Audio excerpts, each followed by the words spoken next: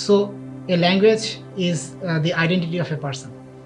That means that Bangla is our identity.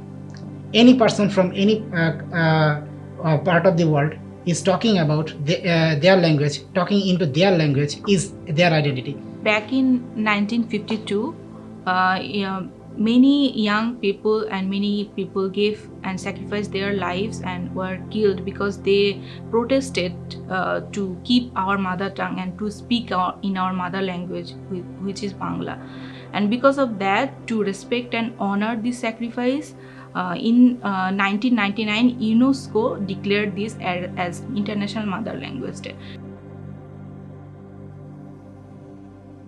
On the occasion of 21st February, we go to the Shohid Minar.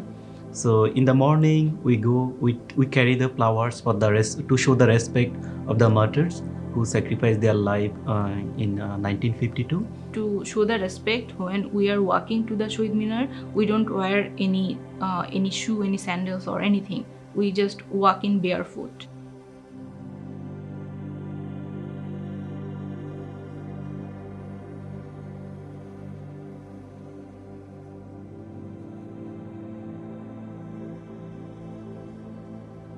The most difficult thing to learn Chinese is that Chinese has 4 tones. Like for example, if you say ma in English, it doesn't matter how you have the pitch or the downturn. Ma, ma, ma, ma, ma, it's the same meaning. However, if you change tones in Chinese, ma means mom, ma means linen, ma means horse, ma means scold. So the tones indicate meaning, and in linguistics, these are named the basic unit of the language. Now, in Kibukusu, one of the very distinctive features about it is that when you meet somebody for the first time, it's a form of greeting, but we say Mlembe swa swa.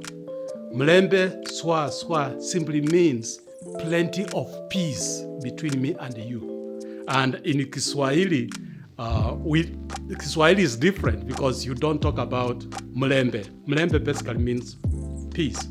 In Kiswahili, we ask much more about what is new. So we say habari, or we say jambo. What is new? For me, it's more of a emotion behind the language. It's not like a literal translation that you can grasp what is happening. The sentiment is different. In Korea, we have very special emotion that only Koreans feel this way. And we call it Han. And that's like a very severe level of resentment or regret. It's almost the same, like we introduce ourselves, like, hey, how are you doing today? It's very similar than here. So, yes, like, bonjour, comment ça va? And quoi de neuf? I mean, that's what's up, and yeah. So in kind of switching to Bosnian, how is Bosnian then different from both French and English?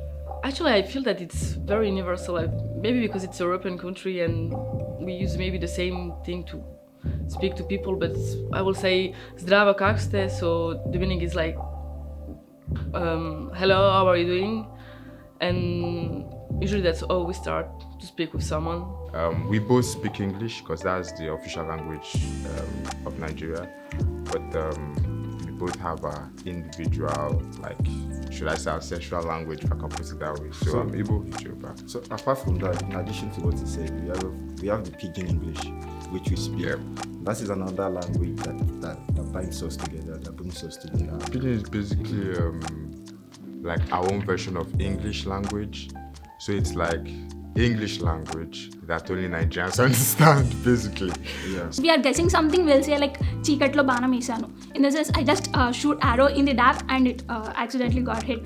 So, and Okaraiki rendu pittalu. The same thing you said, right? What is the meaning of Okaraiki rendu pittalu in the sense? We hit with 2 birds with 1 stone. This is what how we say in Telugu.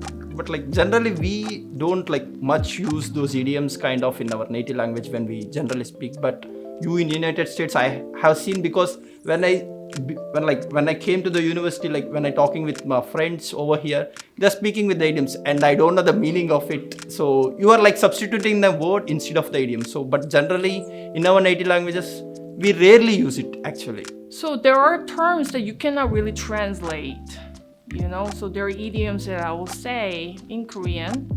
Korean is letter-wise, it's pretty efficient. So like if I am come up with some kind of a quick note, I would write one syllable of Korean word and then that would mean so much more.